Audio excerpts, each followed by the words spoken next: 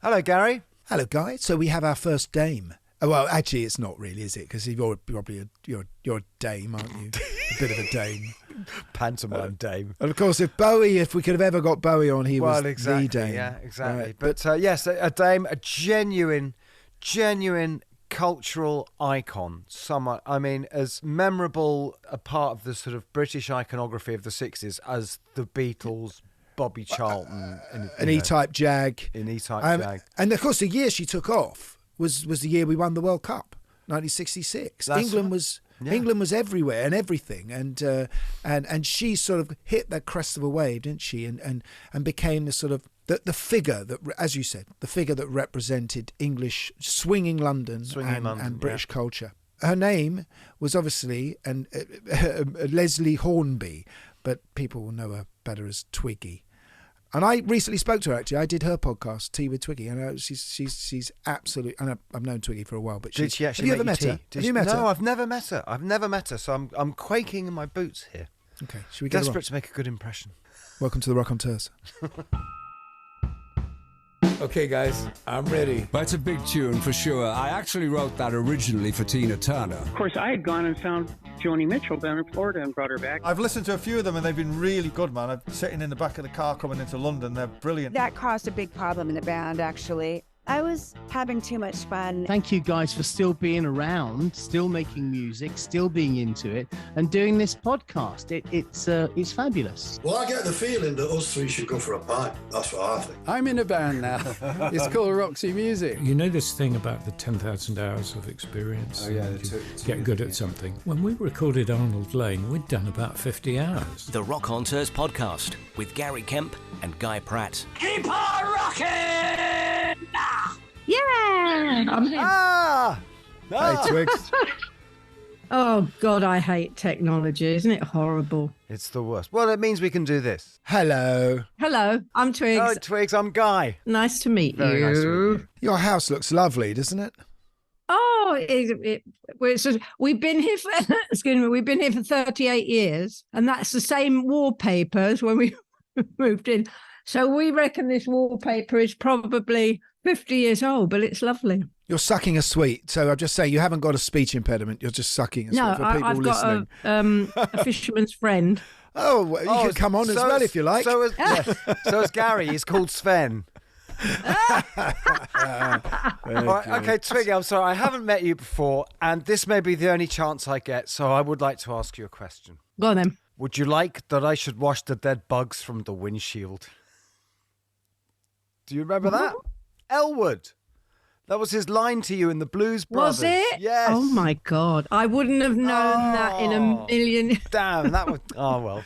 Is that what he said to me? Yeah, it's just a great one. Would you like that I should wash the dead bugs off the windshield? That's really fun. He probably wasn't there when she was filming her bit, though, Guy. He was actually. Right. Although we did get. I was meant to shoot. I mean, I was only there for like 3 days, but we were meant to shoot that 2 days earlier. But it had all got pushed back because, bless his heart, John Belushi, they couldn't get him out of the caravan for 2 days. Yeah, he wasn't well, was he? Well, he was obviously taking things he shouldn't be taking. But your acting, actually, must be said, your acting in that scene is is brilliant because because his proposition is so crass, and you go from this like, what did you just say? But just with your face, then you go, well, actually. I can't remember. Yeah, well, he suggests you meet him at what a year motel. was that? It must have been 1979. It's such an iconic movie. Oh, yeah, I was lucky to be in it, quite honestly. There was amazing people in it. It's a lovely one. As I say, I was in it. If you blink, you missed me. But I did it because I loved, that point, they were huge on Saturday Night Live. Although we'd never heard of them. Before the movie, over here, we had no idea. Oh, you see, I was living in America then. And they were, Saturday Night Live was it was a bit like Ready, Steady, Go was to us teenagers. In England, but in America in those years, you did not miss Saturday Night Live because it was brilliant. Live from New York. It's funny, Twiggy, because you just said, I blink and I miss it. I was hardly in it, and sort of, underestimating who you are and the icon that you are. It seems to be second nature to you. You don't feel like an imposter, do you? Me? Yeah, an imposter now. Do you know what I mean? It's like you underplay yourself. I'm a human being. I like to live a normal life, and I think if you start getting into that area, we've all seen it happen in especially in Hollywood. It's not really a happy ending, is it? Yeah. I think you've got to keep normal. You've got to keep your feet on the ground, and my most important thing in my life are my family. I mean, I love my career, and I've been very, very lucky to do lots of different things. But the main strength in my life is my family, my husband, my children, now my grandchildren, and they're my rock. And before that, it was my mum and dad and my sisters. And luckily my sisters are still here, but mum and dad have long gone. But they have just lived again, because I don't know whether you know, but Ben Elton has written a musical based on what happened to me. Yeah, we're going to talk about that. And my mum and dad feature in that, so it's nice to bring them back. That is nice. Because when it all kicked off, because it was all so quick, and you were so young, because didn't you actually, you were still sort of officially living with them through all that, weren't you? Oh yeah. I was just 16 when it happened. So was Gary. Right, 16 and 4 months. So was Gary for his first 2 or 3 albums, weren't you, Gal? I did. I lived at home. I mean, it's what working class people did. They only moved out when they got married. And they got married like my sisters did, very young. You went to school. We didn't go to university, people from where we lived. And so my other sisters, I think my elder sister left probably at 16 and went in to do a typing course. And then she became a secretary. And my middle sister, again, probably left at 17, 16 and became a hairdresser. But you talked about keeping your feet on the ground. I mean, when it all blew up so quickly, and we'll go through how that happened in a minute, but it blew up so quickly. Your mum must have been terrified. Was your dad, were they saying, remember your roots? I mean, what was their response? You're right. It happened so quickly. I mean, it literally did. I was still at school, and the piece came through various things that happened and led to the haircut. Yeah. Which was literally I was going to have my hair cut by this amazing hairdresser called Leonard. Yeah. And it was going to be for his salon. That's what it was for. It was not meant to be launching me as a model. It was a photograph of his haircut. What was the salon called? Leonard of... the House of Leonard. The House of Leonard. In Mayfair. But I used to know lots. That was the thing. I used to know lots of girls who that's how they got their hair cut. They just did pictures for the salon. It was like... That's right. Yeah. So And for me to go into, the House of Leonard was a house in Mayfair. I'd never been to Mayfair in my life. Neasden is a long way from Mayfair. And I was dumbstruck because it was so posh. And so when he said I'd gone in to have a blow dry to do some test shots. And he came over and said, "Can I cut your hair?" And I was so frightened and nervous. I kind of just laughed. And he said, "I want to do a new haircut." And I didn't really want my haircut. I was a mod. And my hair was parted in the middle, but I was too scared to say no. I'm very glad now I didn't say no. Anyway, he cut that. I went back the next day, and I was in there for 8 hours, and he cut it, and they coloured it, and he cut it, and then I went off to this amazing photographer called Barry Latigan, which was Leonard's photographer, who's still alive. Barry Latigan, I think. Yeah, he's not very well, but he is still with us. Bless his heart. Anyway, I was very lucky again because. There are good photographers and there are bad photographers. Barry happened to be one of the great photographers, especially for beauty shots. And I went to this. He had a studio in Baker Street, and I went on the bus to Baker Street and went in. And I'd never had my picture taken. My dad had taken a picture of me on holiday with a brownie. Yeah. So I didn't know what to do, and he just stood me in the studio, and he just talked to me. He's a very sweet gentleman, and the kind of very famous now famous photograph of me just looking into camera was taken on that day. Stunning. And I went back to school, and then a big fashion journalist called Deirdre McSharry came into the salon to have her hair done, and she saw the picture and said to Leonard, "Oh, I love the haircut. Who's the girl?" And he said, "Oh, she's a schoolgirl, and her nickname's Twiggy because she's so skinny." I got this phone call, or my mum did, in Neasden, saying would she come up to Fleet Street. I didn't even know where Fleet Street was. Yeah. When in those days you lived in your little area, which I'm sure you did, Gary, as well. Anyway, I went up to there. She interviewed me, and 2 weeks later it was Twiggy, the Face of 66, and that day in February it changed my life because it didn't come out straight away, did it? And your dad? No, apparently... my dad used to. My dad used to get up every morning and go to the corner shop to get the paper, to get the Daily Express, and he'd come back and say, "No, Leslie," he was from the north. Sorry about my northern accent. He was from Bolton, good old Bolton. Vernon Kay's from Bolton. Just did that brilliant. But it was a broadsheet, wasn't it? The Express was a broadsheet then. Yeah, so it was paper. A big inside whole page spread, just saying Twiggy, the Face of 66, and you know it just kicked off from there. Wow! But who were you thinking you were when you were looking into Barry's camera at that moment? Who was in your head? What person did you want to be? Because that face you have on is so good. Yeah. So I can't believe you're channeling someone or something. Well, my idol, apart from the Beatles, who I think every teenage girl was madly in love with the Beatles. Apart from that, was Jean Shrimpton, who I just thought was the most beautiful creature I'd ever seen, and she was. And I had the Beatles on my wall and Jean Shrimpton on my wall. So maybe it's a long time. It's over 50 years. But you're a mod. Didn't you have the small faces and the Who up there? I did like. I tell you what's funny. My sister had a boyfriend who she then married, and his dad had a greengrocer's, and I used to go and with my sisters to on a Saturday so she could he'd see her boyfriend. And there was a grocery boy in there, and he used to tease he was a little bit, I was probably 13, 14, and he used to tease me. He was a real cocky kind of, "Hello, Leslie," yeah. And he'd tease me, and I used to get really embarrassed. And his name was Keith Moon. Whoa! Oh, my God. Was that Wembley way? Yeah, in Wembley. It was the greengrocers in Wembley. Wow. And I can remember, once I got to know him, he was really nice. And I can remember him saying, "I'm really excited because, I'm in this band and we're going to have a single come out." And it was, I can't explain. Yeah, but that's similar to you because he was younger than the rest of them as well. He would have been probably a year older than you.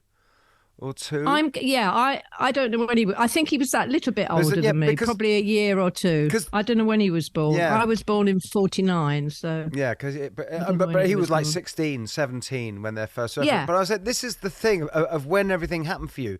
Now, in the intervening years, there's been this whole culture of pop fame, especially of kids becoming famous. But when it all happened for you, young people had only just started getting famous. There wasn't really, you didn't really know what to do with, it'd probably start with Cliff or Tommy Steele. It was not an option. Yeah. I often see interviews with kids today on telly where if people say, "What do you want to be?" So I want to be famous.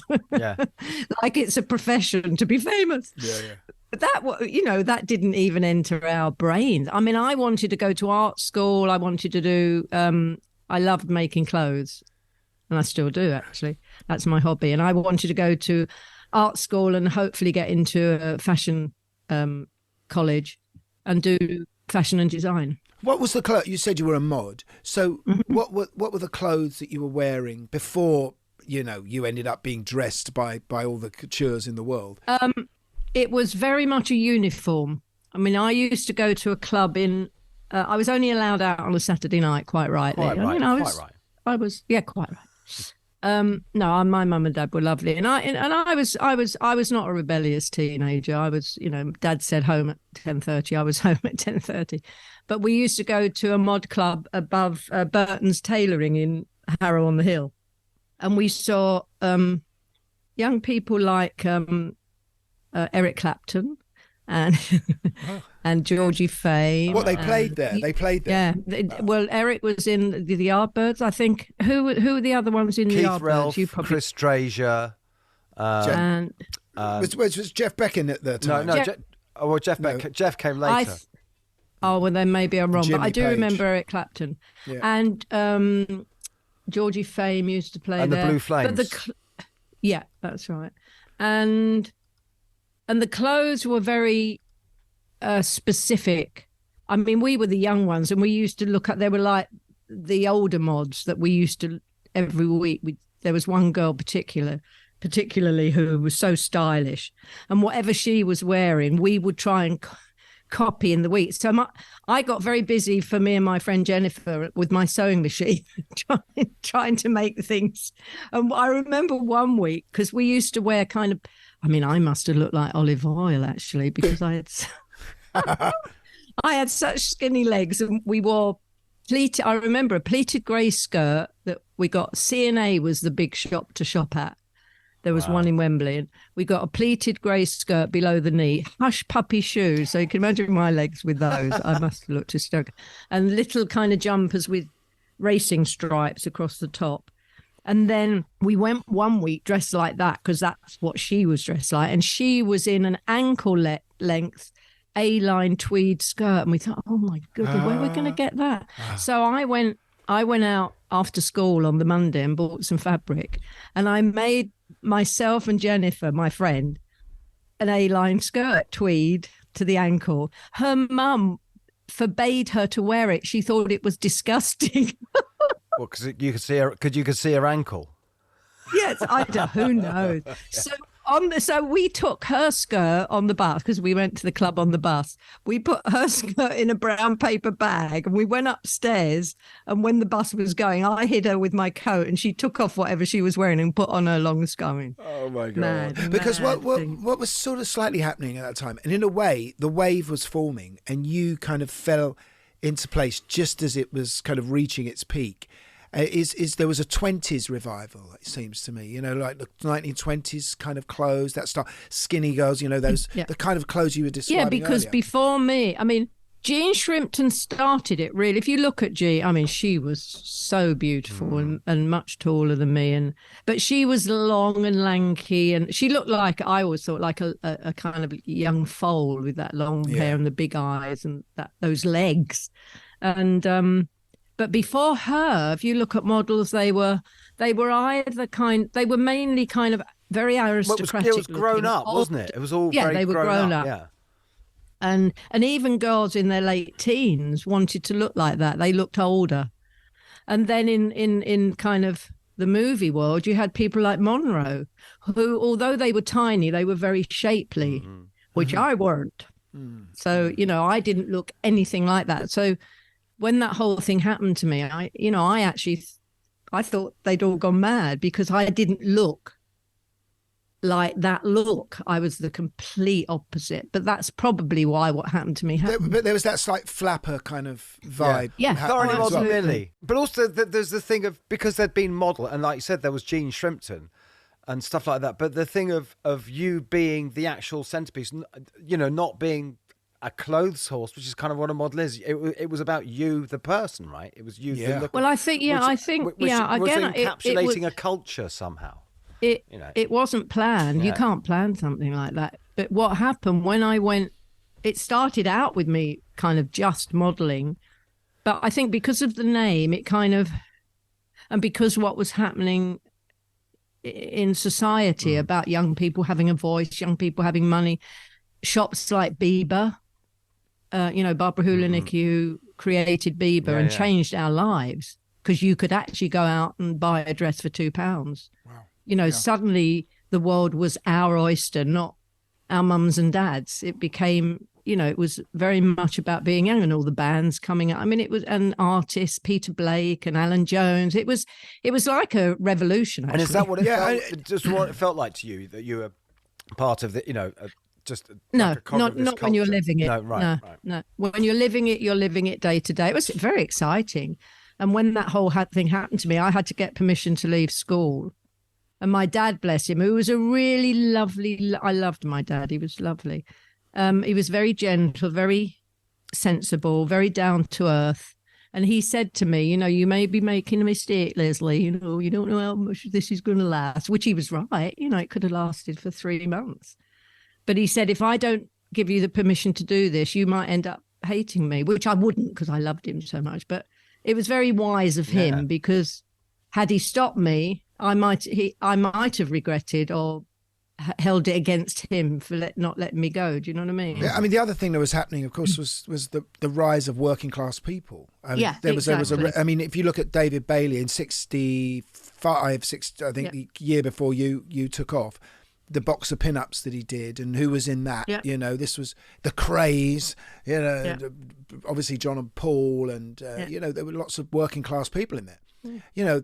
But what was funny was all the actors who sounded posh were the working class ones. Yeah. Yes. Yeah. Well, if you talk to lovely Michael Caine, if you look at his first big film, which was Zulu, that's right, and he plays he's this talking tough with a gent. posh accent. Because that's what you had to do then. But then, what happened when the whole working class thing kicked in, you got the posh actors later on breaking down their accent so that it didn't sound posh, because it was more fashionable to be working class. Because people forget how difficult it was to be working class. I mean, you didn't ever aspire to thinking I'm going to have a beautiful home in Kensington or whatever. Never. And that's why I had a distant inner dream of being a model and that, but no, it wasn't a reality. Of course not, because girls like me didn't go to modelling school and didn't, you know, it wasn't even an option. But so much of that is that post-war Labour consensus, isn't it? That's with all the bans, but working class kids going to art school and stuff and getting and basically a lot of it is just getting a confidence which would never have been available to them. Absolutely. Before, you know, and of course now the lad has been pulled up again, and you know, so it's a revolution. Yeah, no. But of course, you don't know when you're in it. You're just in it, right? No, you don't. And it didn't really explode for me until I was taken over to America, and then what happened? I went over as a model to work, and because of my name and the thing that happened to me, I suddenly was on the Johnny Carson show, the Merv Griffith show. You become a celebrity. We're going to get to that. We're going to get to that. Yeah, well, no, because there's a real beef we got with that. Just this bit on class. Just this bit on class. Go on, it's where you and being slightly embarrassed about being working class is when you get blokes called Nigel Davis calling themselves Justin de Villeneuve, right? Exactly. What I loved, because I didn't realise with Justin, is his original name was Christian Saint Forget. Yeah. Is that right? Yeah, well, before, but his real name was Nigel Davis. That's what he was born with. Then he became, he had a few. Christian Saint Forget.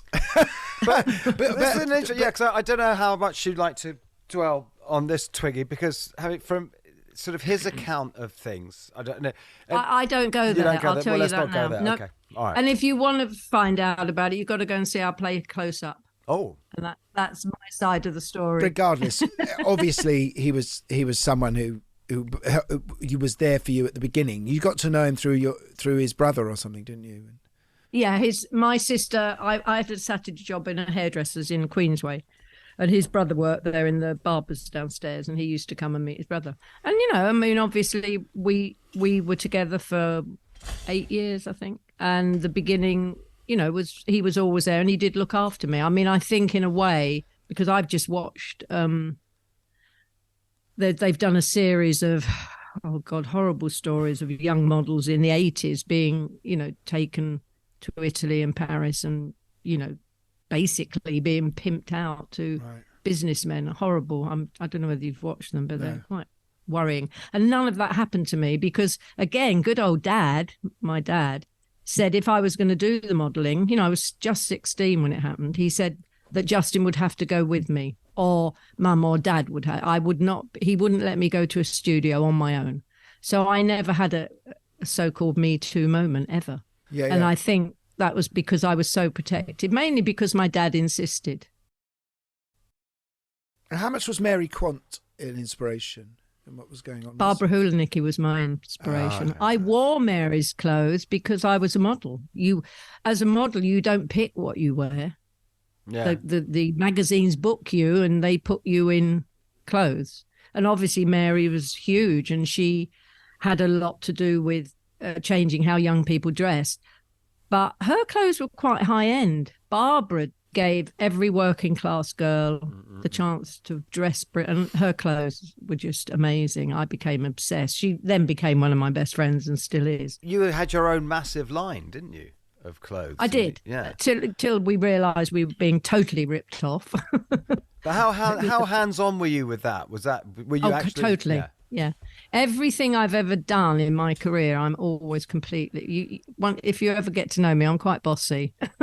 So if I get involved in something, it's because it's a passion, and I still make clothes. I love it myself, and I make curtains and bedspread. I love it. It's a passion. So can I just give you one little insight? Because back in the 60s, because I was sort of peripheral as a little kid, because my dad was an actor. My mum used to make shirts for bands and stuff. She worked with a girl. Oh, did she? Brilliant. She worked with a girl called Bambi, and they called themselves Bambi and Tessa, and they were known as Bait, which was meant to be a riposte to Mr Fish. Oh, lovely Michael Fish. Yeah. Very good. Very good. Did you feel that in a way Swinging London was taken away from you? Because you when it happened, you were so much part of it, but of course you couldn't enjoy it in a way. You were it. You were the centre of it. We all look. But you don't think that when you're living it. I had a great life. I mean, I was travelling the world. I was going to Italy. I was going to Paris. New York was major, and then in '68 I went to Japan, and that was insane. I went to a thing, and there were all these little Japanese girls dressed up as me, which was hysterical. Wow, and they would have done it so accurately. Oh, they were brilliant. It was brilliant. But I did get mobbed at the airport in Tokyo, and I burst into tears. So all the pictures of me on the Japanese newspapers that next day was me crying. Oh and so the next day, all these girls were walking around dressed like you, crying. No, I was really young. It was weird. But that's the thing. It's because the States is the first big trip, and it's you arrived to this sort of, and it's to this sort of Beatlemania. A little bit, not quite as big as you know what I mean. I did arrive to, The New Yorker did 100 pages on it. Did they? That's what it's, apparently. I didn't even know the New Yorker was 100 pages long. I guess when you gather it all up, maybe. But it was quite extraordinary. I mean, I've seen the footage of it. Yeah. But Bert Stern, I don't know whether you know who that is. He took the Marilyn Monroe pictures. Yeah, he's one of the great photographers of that generation. It was Bert Stern, Richard Avedon, Irving Penn. They were the greats. And my first trip, age 17, to New York, courtesy of Diana Vreeland, who was the editress of American Vogue. So she was the queen of fashion. American Vogue is the pinnacle. And suddenly at age 17, having modelled for a year in England and Paris, I was ordered to New York. And I was booked to work with Richard Avedon and Bert Stern. So you can't kind of top that. It was like, what was Avedon like? What was he like? Avedon? Yeah. Oh, absolutely amazing. I can imagine. Absolutely amazing, man. He was very tiny. He was like a pixie. And he was very intense, but very sweet. We only had one falling out because I came in one day to do a photograph, and he took amazing photos. He was the first one who kind of took pictures of me, and I was only 17, but I'd always been doing pictures in London. That I was a little teenage girl with pigeon toes and skinny legs, and he photographed me more as a woman. They're very beautiful, his photographs of me. I'm young, but I'm not. They're not cookie and cute. They're very beautiful photographs. They became a huge thing in the 90s. Those those psychedelic pictures he did of the Beatles, those 4 portraits, which were actually for D. Stern, weren't they? They were for a German magazine originally. I don't know, but he did 4 of me for American Vogue like that. He did spring, summer, autumn, winter. And actually, many years later, there's the autumn one it's a wig, but is a picture of me with this hair flying over my head. An amazing photograph, and because he was the first to do pictures of girls leaping in the air and things like that. I guess that was partly technology. The cameras were able to capture. I don't know because technically I'm rubbish, but they were taking pictures of goalies before then, weren't they? Spot the ball. His assistant used to hold. He'd tell me what he said. I want you to come in on the paper, which, you know, is hung down in the studio, and then leap up into the air. And his assistant, you know, usually the umbrella where the light is static, and his assistant would hold the pole with the light and follow me over. So I was always lit, if you see what I mean. Yeah.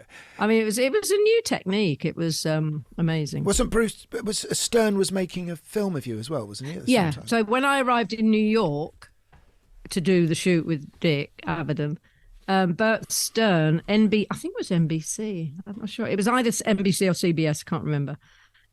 Commissioned Bert to shoot a documentary on my trip. And that's kind of where I nearly got squashed to death by a crowd.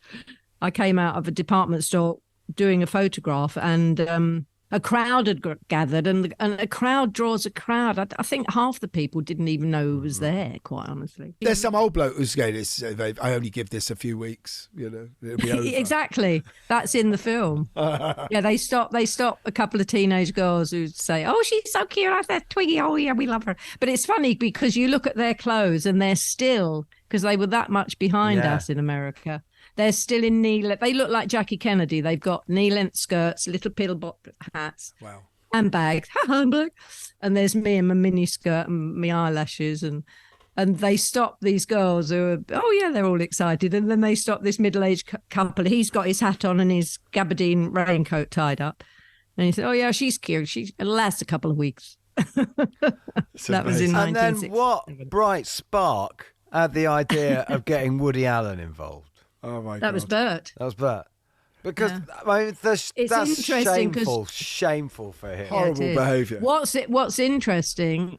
It's just, we've just closed actually, but Ben Elton has written this musical based on what happened to me, and that clip of Woody Allen interviewing me is in there, and every night it's hysterical. When it finishes, it gets a row. I get a row from 1967. Wow. Just explain to people what happens in that clip. Well, you need to see it really, but it's Bert said to me, "There's this new young comic." And he was a nightclub comic then, wasn't he? And he wasn't a big famous. Yeah, he wasn't. Yeah, he wasn't. This is 1967, so he wasn't. I'd never heard of it. And he wasn't famous, except within the clubs. And he was up and coming as a comic. And Bert said, I want to put you in the studio with this guy. I'm going to get him to interview you because it'll be fun. And you know, I was used to being interviewed and people saying, you know, how did you get your name and where did you grow up? You know, the normal. Oh, they're all my questions. Damn. All right. You know, kind of, do you like New York? What's your favourite thing? You know, whatever. So I sit there, you know, I was open for anything. And his first question was, "What are your thoughts on serious matters?" And I was like, oh my, you can see him. I mean, it gets around in the theatre. It's so fun. Then he asked you what your favourite philosopher is. Well, there, yeah. Oh my God. And then I said, I don't know any, but he said, oh, everyone's got a favourite philosopher. And I said, who? Because I was panic stricken because I didn't, and he couldn't come up with any. And then in the end, he kind of but then you got him on Dickens. You got him on Dickens, didn't you? Eh? But you need to see it. You do need to see it. Although what I would say, there's so many things one could say in your defence, but one is it's just the fact that you are 17. If you asked Woody Allen when he was 17. Who was his favourite philosopher? You know what I mean? It's like if you were at school, you'd have just started your A levels. Do you know? I don't even think that's the point. I just think if me at my age now, my ancient age now, if I'm suddenly have to interview some wonderful new young person, you don't do that to them. It's a horrible thing to do. I tell you what was going on. And anyway, I tell you what was going on, seriously. And I think it goes back to us talking about the class situation, the class divide and all of that, and the surprising rise of the working classes. That wasn't happening in America. There were no working classes rising up, you know, and I think it was, let's catch this stupid working class kid out. Yeah, exactly. With a, you know, and it was a middle class trap. And I was disgusted when I saw it. But you did get him, because when you asked him what his favourite philosophers was, he couldn't name any. I think, there's also an element. You've got to remember that you're the last in a series of cultural things that have just turned out. We've been kicking America's ass for a few years by this point. We've been giving them the Beatles. We've been giving the whole British invasion. Then you turn up. It's like, we got everything. What you got? Yeah, and also there was this other thing about, models are all airheads. That was the other thing. Exactly. Yeah. But that's been going on for years. I think it's kind of changed. Well, maybe not. You can't be attractive and be intelligent, which is a load of old codswallopers. Many, many wonderful models, actresses have proved all the way through. There were models of you, literally models, tiny model. You could buy merchandise of Twiggy. Yeah, I think after the Beatles, in America anyway, the Beatles were the first big merchandise thing, and then the Twiggy doll came out in 67, 68. And was Justin and your dad keeping an eye on this? Were you getting money from it? Yeah, but we got ripped off left, right. We were it was new. Things like that hadn't happened before. We got paid, but when you look back at what we should have earned, what I should have earned, But there's always that thing of people saying, "Oh, it's getting ripped off" or whatever. But you're not a business person. That's not what you've done. You haven't set out but also to sort of make a box and sell it. No, but we did get paid, but we didn't get paid when you look back what we should have been paid. But in the recording world, it was even worse. From what I can understand in the record business, I know so many. Do you remember a wonderful artist called Tim Harding? Oh yeah. Who became a friend, funnily enough, before he died. He's sweet, lovely, and he wrote beautiful songs. Lady Came from Baltimore and Reason to Believe. I mean, amazing songs. He was always broke. He got completely ripped off. Somebody got him to sign something when he probably had a few drinks, and he didn't realise what he was signing. He didn't have the rights to any of those songs. It's so awful. Well, a lot of those artists tend to be tight right now, even to this day, don't they? Because they grew up in austerity as well, and never quite sure. But it's also, the book was being written on all this stuff. Who knew what a publishing deal was? Who knew what a good deal was? Exactly. Exactly. The Beatles' first deal was 50-50. The publisher got 50%. For doing what? I know. Did you always have an ambition to take it further and to do acting and singing? Yeah, I never even thought about it. When you're that age, I don't know whether, it's hard to remember what I thought then, but my memory, I loved modelling. I was travelling the world. I was happy. I had enough money to buy my Bieber dresses, and, it was great. And, I was working for the best magazines in the world. And so I didn't even think, somebody showed me an old interview with, I think, Michael Parkinson. And he says to me, would you like to go into acting? And I go, oh, no. God. And so it was when Ken Russell approached me, it wasn't actually to do The Boyfriend, the film I did with him. It was to do another film that never happened. But that was because I was training to do The Boyfriend, which was his film after the day. But he was a friend of yours, wasn't he, anyway? Well, he became a friend. I met him about this other film that didn't happen, which was based on a famous book, which was about a magician who travels the world with a very young girl. And he wanted me to play the girl.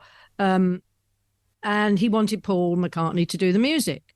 And that's how I met Paul, because I had a lunch with Ken about this project, and Paul was there, which was really weird. Paul and I laugh about it now because we're old friends now from that day. Because he was like my favourite Beatle. So suddenly, 3 years before, I'd been one of the screaming girls at Finsbury Park. Yeah. You saw them play? Yeah, but you couldn't hear them. No. You could only see them. Is that the Finsbury Park Astoria? Would that have been? Yeah. The Rainbow. The Rainbow, yeah. And so I was probably about 14, 13. But you couldn't hear anything they were doing. You could just see them because we were making so much. They didn't have PAs. They had why they nothing. gave up. They had tiny little speakers at the side of the stage. But then you're having tea with him. Yeah. So I was really nervous because he was like my idol. It was like, oh my God, how do I not embarrass myself? We laugh about it anyway. But and we became friends. But anyway, that didn't happen. Was he with Jane at that point? Yeah, he was. Yeah. And had dinners and things. But then the boyfriend idea came up because I'd been to see it on stage, the revival, and I was telling Ken about it. And he's one night at dinner after a few champagne said, "Oh, let's do a film of it. You can play Polly Brown, which is the girl in it. Yeah. And I'll direct it. I've always wanted to do a musical." And I thought, forget about it. Because, you've got to remember, he was the biggest director in England at that point. And you went to screenings. Huge. You went to screenings at his house, didn't you, of other movies? That was a regular thing. That year before we shot it, he would have screenings every Friday night of all the Busby Berkeley movies and all the Fred and Ginger movies, because he wanted me to kind of get in that kind of period era because it's set in the 20s. Because this is the thing. And it was a big learning curve. Well, I was going to say, because you're not, I mean, you said earlier, like, do you want to act? No, not really. But then not only do you act, you take your first thing as this starring role, and it's all the disciplines. It's singing, acting, and dancing. I wasn't nervous about the singing because I knew I could sing. And I loved that period thing, that, all those, Ruth Etting and Elsie Carlisle and Bing Crosby, all those people. I love that era of music. So that didn't throw me so much, but the dancing was scary. So I went off it was basically tap dancing, and I'd never done it. So he sent me off to class, and I did a year learning to tap. And I learned enough to do for the film, but I learned much more afterwards under the tuition of Tommy Tune, who I ended up doing the big Broadway show on. That's a lovely drawn out thing, isn't it? How that comes back, how you brought him in. Yeah. That's really sweet relationship. Well, I got him cast in The Boyfriend because Ken wouldn't fly. He had a phobia about flying. Like one Kubrick. Of them...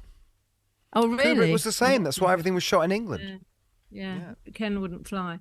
And he wanted to cast an American dancer in the American role. He didn't want an English person doing an American. And I'd just come back from a shoot in New York and seen Tommy on TV. He was performing and choreographing a big variety show. And this creature, I don't know whether you know what, or the audience know what Tommy looks like, but he's 6'6". Yeah. He was one of the most extraordinary things I've ever seen. These legs that just danced amazingly. And he was so amazing looking. He's half American Indian. So he had long black hair, very, very handsome, 6'6", and tap dancing. I mean, what do you want? I know. So I said to Ken, "Oh my God, I've seen this guy. You've got to." So Ken, there were there was no internet. So he got somebody in New York to mail a video thing, though, so that Ken could see him of the show, and he cast him on the spot. Yeah, and it was a sort of done as a play within a play, wasn't it? Because I have to tell you, I know that play intimately because I never forget it. I did it when I was 16. I played Bobby Van Hoosen, albeit at school. Yeah. Everyone did. Lee, I'm married to, he played Tony. It wasn't amateur, but it was repertory. Yeah.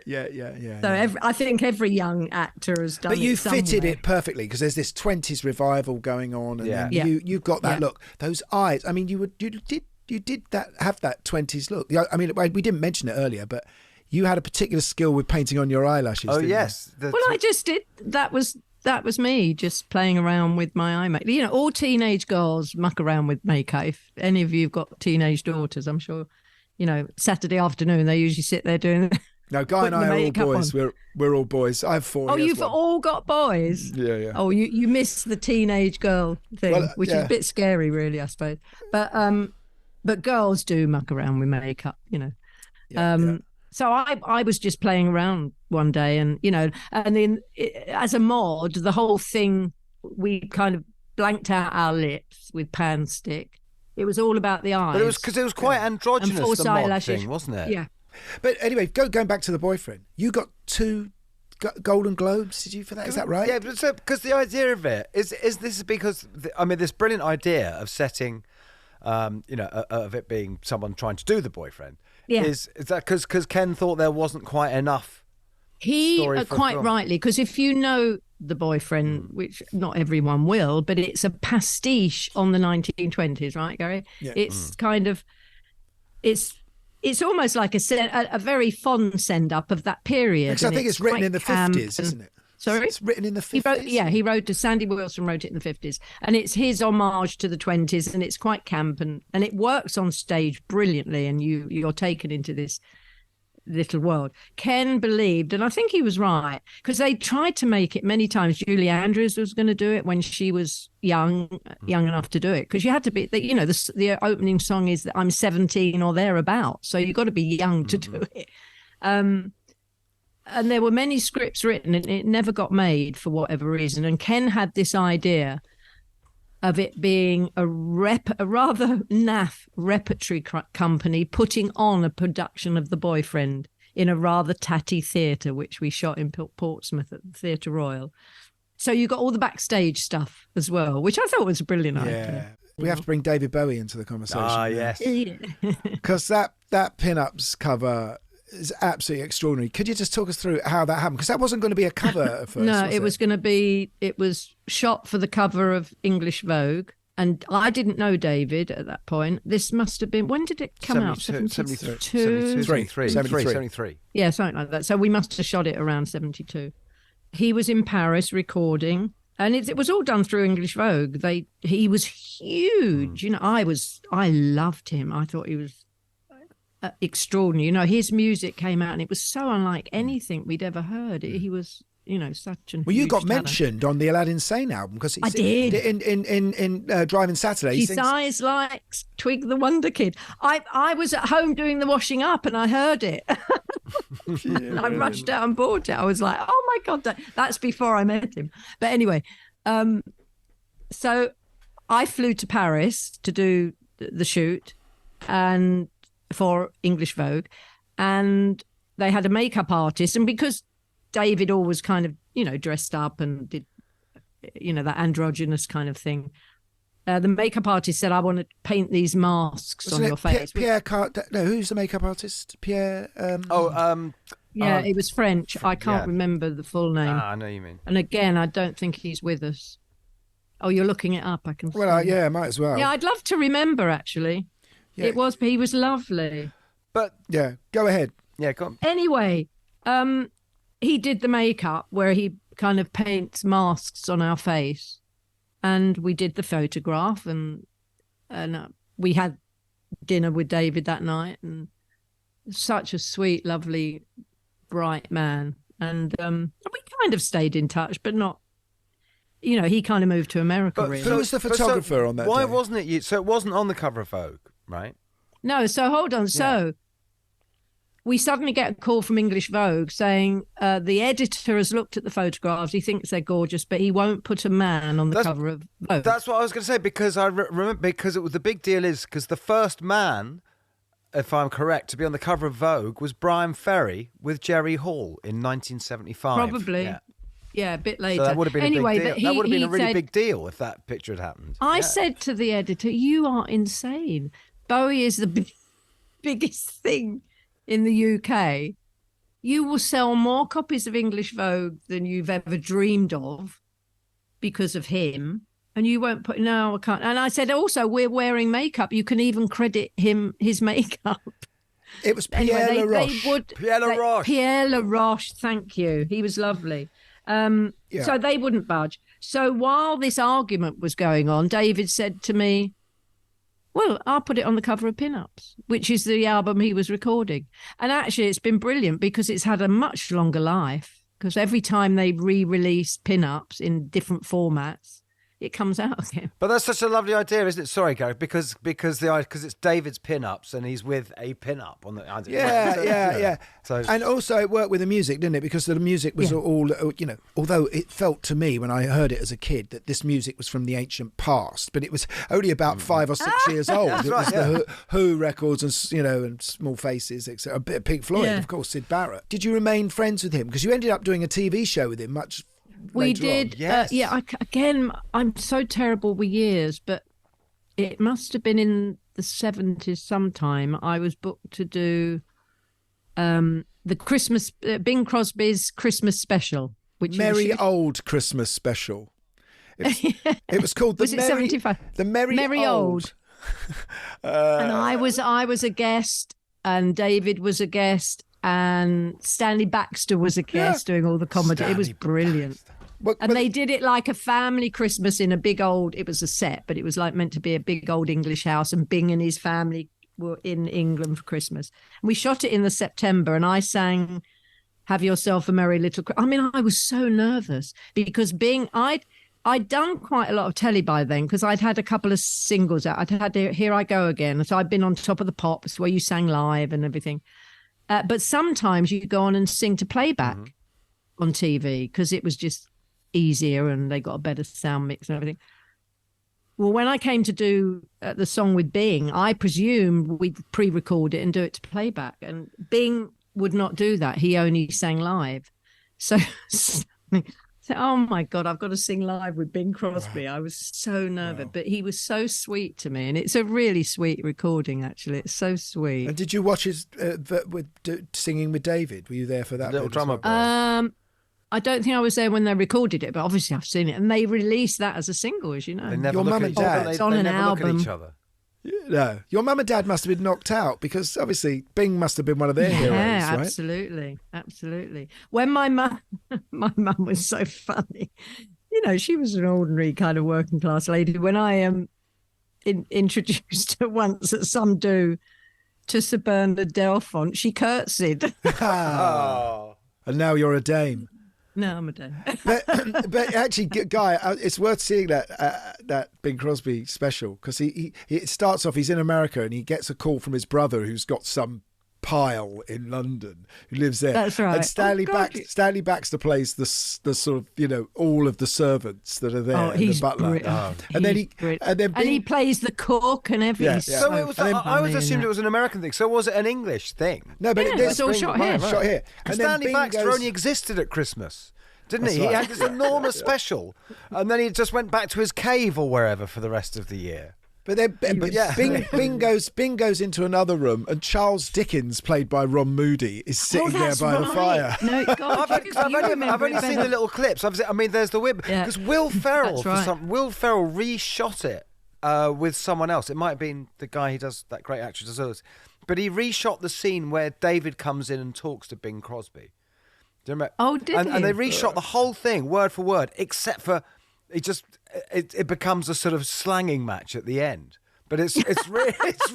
But they've done it exactly on YouTube. I think you find it on YouTube. I just came across it by accident once. Yeah. My daughter loves Will Ferrell. Well, I love him. He makes me laugh. God. So Twiggy, tell us about how you eventually end up going to Broadway and getting a Tony nomination. I did. Go talk us through that tale. Because of my connection with Tommy after The Boyfriend, we became great buddies, and we tried to get another film going, like a Fred and Ginger film, and we couldn't. I can't remember now, but we couldn't raise the money. Usual problems. So he went back to New York. This is in the early mid-70s. I had 2 years training with him tap dancing. That's why I got good enough to do the Broadway thing. Because he obviously is a great teacher. I never got quite to his level, but then, as he said, he's been tap dancing since he was 5. Are you still in touch, by the way? Are you still in touch? Yeah, we are actually, yeah. I mean, not close, but, Christmas and birthdays and things like that. And if I'm in New York, we have dinner and things.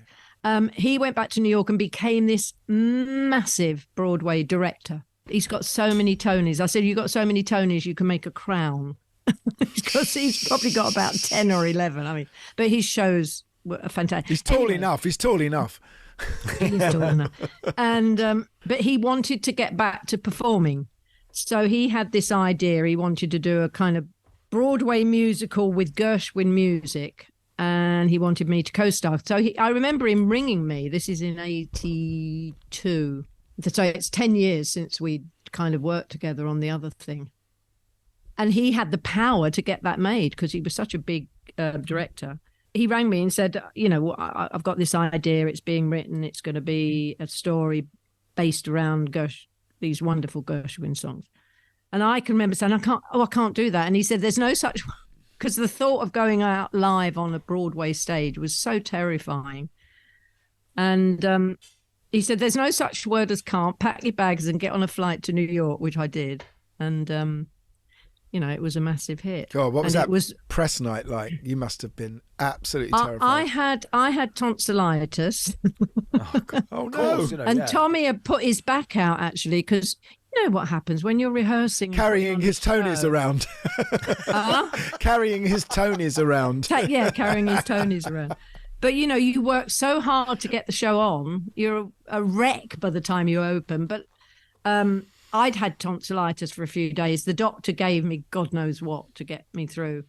Because it was I had about 5 songs I think, plus all the dancing. But anyway, well, we ran for 18 months and we got wonderful reviews. And what was that like? Wow. So were you expecting to kind of have to basically move to New York for that long? Well, you never know how long, do you? I mean, if you get in those days, they're not so powerful anymore because of the internet and people put reviews up before the reviewers. But in those days, the New York Times had such power, they can close a show overnight. So you never know but luckily they were very kind. We could have run longer. We did 8. Well, I was signed for 6 months, but because it was such a big hit, they then signed us on for another year, which I agreed to do. And the one and only soundtrack is out there, right? The one and only soundtrack. Are you on that? Yeah. I am. And then Tommy did about 3 months after we finished in New York, which was 84. He then took it on the road, but I had a 5-6-year-old daughter. I couldn't go on the road, and I'd had enough. That's a long time to do a show. Long time. But I loved it. It was for me. It's the thing I'm the most proud of mainly because I didn't think I could do it. Guy, do you know that Twiggy did a prog rock concept album concert? Do you know? I did a what? How did I miss this in my research? Well, Roger Glover, Deep Purple. Yeah. Oh, that's the Butterfly Ball. Yeah, concept album. Why don't I know that? No, she's not on the album. Right. You're not on the album. I don't know. No, you played. I did that. I played the fairy at the end, and I at the Albert Hall. At the Albert Hall. Yeah, that was scary. But my first concert tour, I did a concert tour because my first album. Oh God, I'm so terrible in years. Probably came out in 73, 74, and I did. Pardon? Gary will know. He's the Bill Frindle of the show. He's got all the stats. And I did cut my first album because I'd become obsessed with country music because I'd been living in LA, and as you know, country is huge, and just their like voices. What? Dolly Parton, right. Joni Mitchell, because that Nancy Griffiths, Glenn Campbell, Randy Travis. I mean, there's so many. Mary Chapin Carpenter. Where did you record the record? In London. Oh, you didn't go. You never did a Nashville trip. I did go to Nashville and I recorded in Nashville, but I was between record companies and we did some demos, but they never got picked up. But it was quite extraordinary recording in Nashville. That would have been in the late 70s. How was it? Before I had What, Nashville? They shove you in. You've got like 3 hours to do a track, haven't you, from start to finish? I don't remember that. I just remember it being amazing. And these amazing musicians, guys doing slide guitar. But I always think that because it is such an amazing production line in Nashville, I always think it's a bit like sort of a mini cab office with just sort of drivers around going, we've got Twiggy, who's up for that? But I think it's become, I don't remember it being like that I'm talking about the 70s. I think it was Nashville was Nashville, but it was not what I think it's probably become. No, now. What's funny now is the way the music business has changed. Is that now it used to be it was all country, and it was the country production line, all the country producers, country musicians. Now it's everyone. Everyone, no matter what type of music you do. I know some guys in a big German metal band. They've moved to Nashville. It's like, it's true. Everyone's in Nashville.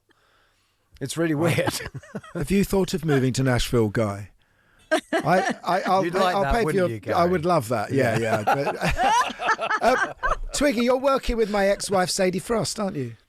I am. Lovely Sadie. Because she did a Mary Quant documentary, and then and that's how. I've known Sadie a little bit over the years. Like I've known you. You kind of meet people and you know them, but I didn't know her, if you know what I mean. Like I don't know you. Yeah. Well, I do now because you've done my podcast. I have.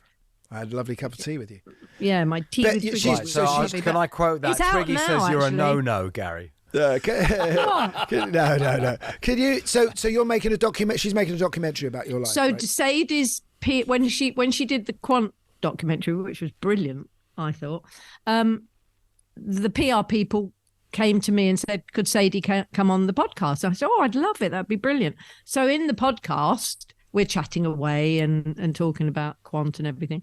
Somewhere in the podcast, she said to me, I said, "Oh no," I asked her if she was going to do another documentary because, I said, "This is so good. You've got to do more. It's brilliant."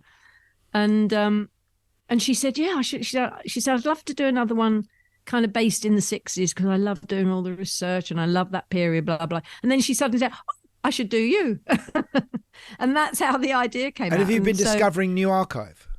I mean, I'd seen a lot of it, but there's a lot out there. I've been around for a long time. And then now you're a musical as well. I am a musical, yeah.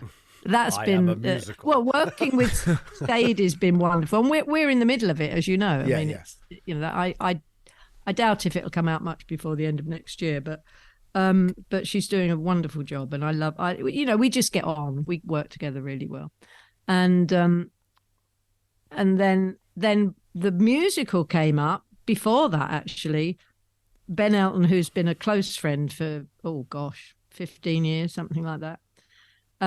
We were having dinner about 4 years ago, and I don't know whether you know, but anyone can do your life story, which is a bit scary, really. And I was always nervous somebody was going to, go out and do either a TV or a stage show. Without. Well, that's true. If you're a musician, or you could say, well, you're not allowed to use my music. That's the thing.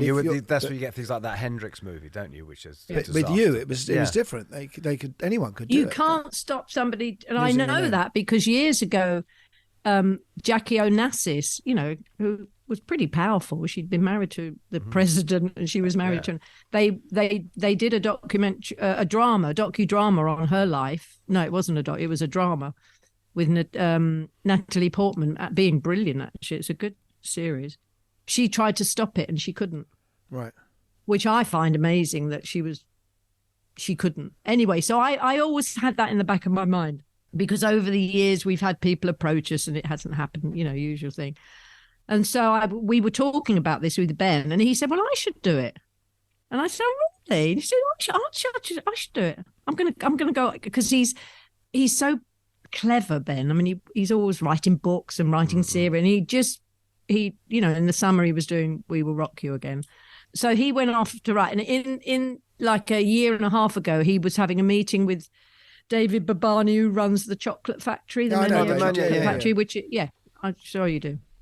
And it's a wonderful fringe theatre in London. In fact, I saw Gary in a play there. You were in Snu Wilson's Pig Night there, weren't you? That's right. Well, there you go. It's wonderful.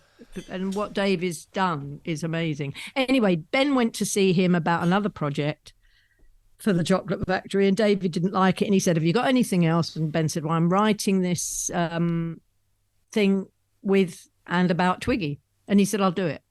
So he commissioned him to do it as a musical. And is it a jukebox musical? Is all the music... So what kind of songs are in there? There's everything from covers When My Mum and Dad Met. So there's a couple of 30s songs in it. All right. And then it goes, obviously, there's some good 60s. But he had to pick songs that fit the storyline. Lyrically. So have you got sort of songs from The Boyfriend, for instance? Or No, the interesting fact, and we have an actor playing Melvin Bragg brilliantly, who comes on to introduce The Boyfriend, and it tells the story, which is true. He said the reason we haven't got any songs from The Boyfriend for this show, Sandy Wilson hated Ken's film so much, which we all knew. He hated the film, the man who wrote it. Yeah. Wrote the play, that his estate will not allow, even to now 50 years later, will not allow any music to be used. So they found a kind of 20s boyfriend type song, which we use in the piece, but it's quite funny. Wow. So we thought Ben wanted to put that in. Well, what's the hopes for it? Is it going to carry on? We ran, because, it's the chocolate factory. You only run for 8-10 weeks, something like that. We just closed on Saturday. So I feel kind of slightly sad now because we were going in once a week. I love my cast so much. And we've been so involved. You know what it's like when you put... Who plays you, Twiggy? A beautiful, lovely, talented girl called Eleanor Skye. And her voice just... She was in We Will Rock You, the one in the summer, playing Scaramouche. She's got the most amazing voice. And she's kind of, with the wig and the eyelash on stage, she captured me. It was brilliant. And is it going to go on tour, we hope? It's going to go on tour? That's the hope, yeah. We can't make any announcements yet. Up west. We hope so. Right. And then Broadway and the world, love. I don't know. More Tonys through your surrogate. It's been lovely having you on, Twiggy. Well, thank you. Absolute honour and a delight to meet you, Twiggy. It's been lovely. We could chat forever and ever and ever. Oh. But thank you very much. Yeah, and tune into my podcast, please, everyone. Tea with Twiggy. Yes. Gary's on at the moment. I am. You're chatting away to me. It was lovely. See you soon. Yeah, lots of love. Well, that was great, wasn't it, Gary? Yeah.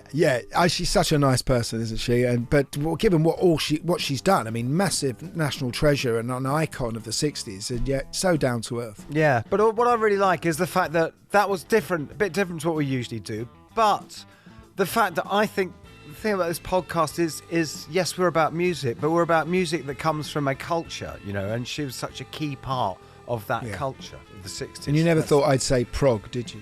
I didn't. I knew, but yeah, you managed to get it in there. I've got to say, I thought I had a slam dunk with that line from the Blues Brothers, and it's to my great shame that she didn't remember. You threw her. I think she just was completely thrown by your... You remember these great lines, don't you? You love movies, don't you? I do, so yeah. Anyway, look, whatever. Yeah, it was great having Twiggy on, and just, feel like we've achieved something quite great by reaching out, expanding our normal portfolio. Exactly. Do you know what I did want to ask her about? I wonder if because it's a film that we both love, which is Ken Russell's very first film, which is A House in Bayswater.